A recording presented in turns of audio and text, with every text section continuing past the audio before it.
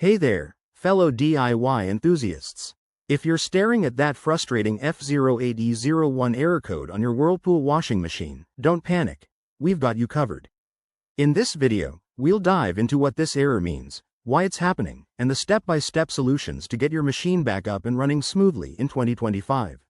Let's jump right in. First off, the F08E01 error code typically indicates a problem with the water heating system in your Whirlpool washer. Specifically, it means the machine isn't able to heat the water to the required temperature for your wash cycle. This could leave your clothes less clean than you'd like, so it's important to address it quickly. Now, let's talk about the common causes. This error often stems from a faulty heating element, which is responsible for warming the water.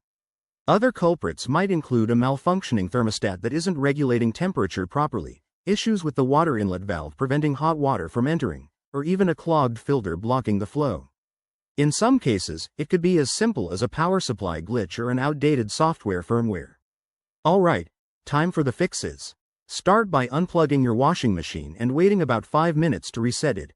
This clears temporary glitches. Once it's reset, check the water inlet hoses for any kinks or blockages, and ensure the hot water supply is turned on and flowing properly. Next, inspect the heating element. You might need to remove the back panel to test it with a multimeter for continuity. If it's faulty, you'll have to replace it. Whirlpool parts are easy to find online. Don't forget to clean the filter. Lint and debris can cause all sorts of issues.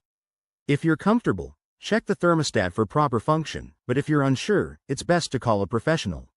By following these steps, you should resolve the F08E01 error and get your washer spinning again. Remember, safety first. Always disconnect the power before tinkering. If the problem persists, it might be a deeper electrical issue, so consult a certified technician. Thanks for watching, and hit that like button if this helped. Subscribe for more home repair tips, and I'll see you in the next video.